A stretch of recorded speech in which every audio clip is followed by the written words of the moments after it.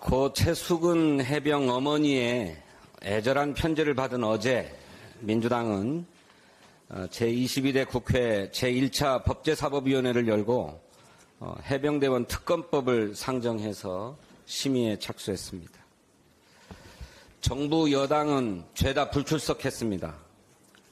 다른 상임위원회를 다 내주더라도 법사위원회 위원장만큼은 해야 되겠다라고 했던 것, 최해병 특검을 가로막아서 용산을 지키기 위한 육탄 방어 작전이라고 생각합니다. 오는 7월 19일은 최수근 해병이 순직한 지 1년이 됩니다. 더 이상 지체할 시간이 없습니다. 민주당은 좌고우면하지 않겠습니다. 7월 19일이 오기 전에 해병대원 특검법을 반드시 처리하겠습니다. 국민의힘에 다시 한번 촉구합니다. 최수근 해병의 어머니 편지에 국민의힘 추경호 원내대표가 답신을 했습니다. 철저하게 원인과 책임을 규명해서 최상병 일주기 전에 사건 조사 종결을 강력히 촉구하겠다고 했습니다. 철저한 원인과 책임 규명의 시작은 해병대원 특검 도입입니다. 국민의힘이 진심으로 어머니의 피 맺힌 절규와 국민의 간절한 뜻을 받든다면 특검법 처리부터 동참할 것을 촉구합니다. 윤석열 정부의 안보 무능으로 우리 한반도에서 일촉즉발의 전쟁 위기가 고조되고 있습니다. 이 때문에 접경 지역의 주민들의 일상이 무너지고 있습니다. 철원의 대표적 관광 상품인 DMZ 안보견학과 DMZ 생태평화공원의 예약 일정이 줄줄이 취소되고 있습니다. 대표적인 관광지인 고석정의 주차장은 직원들의 차량을 제외하고는 텅 비어 있다고 합니다. 꽃밭을 가득 메웠던 관광객도 사라지고 평일에도 이어지던 발길이 뚝 끊어졌습니다. 민통선 안에 거주하는 농민들의 시름도 큽니다. 언제 군사충돌이 일어날지 모르니까 군이 민통선의 출입을 통제했습니다. 농민들은 이러다가 농사를 망치지 않을까 걱정입니다. 이런 상황에 정부가 내놓은 대응책이라고는 전쟁 위기를 더욱 부추기는 대북 확성기 방송 재개입니다. 한번 냉정하게 따져봅시다. 대북 확성기 방송으로 남북 간의 긴장을 풀 수 있습니까? 거꾸로 갈등을 격화시키고 군사적 충돌 가능성만 더 높이지 않겠습니까? 경기도가 대북전단 살포를 막기 위해서 특별사법경찰관을 투입하기로 했습니다.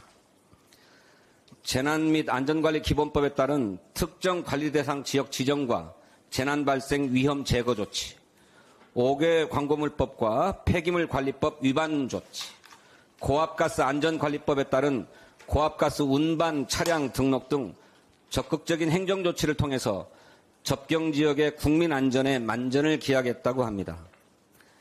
2020년 당시 경기도지사였던 이재명 대표도 이와 같은 조치를 취한 바 있습니다.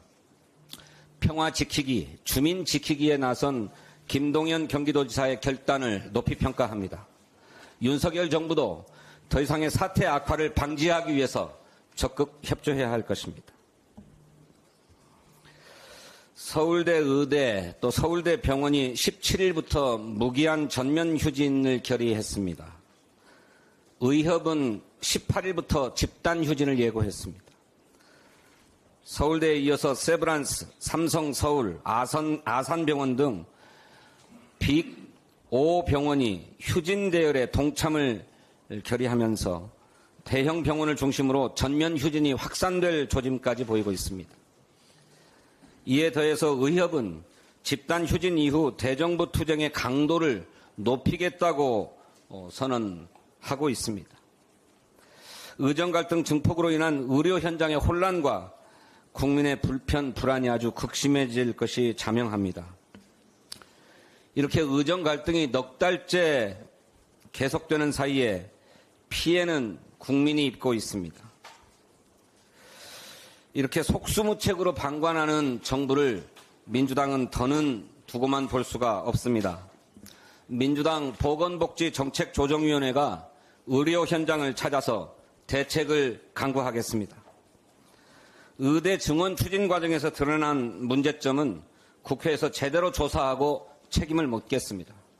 또 오늘 열리는 정책의총에서는 공공, 필수, 지역의료를 살리기 위한 공공의대 설립법, 지역의사 양성법 등 정책 과제를 당론으로 채택해서 추진할 것입니다.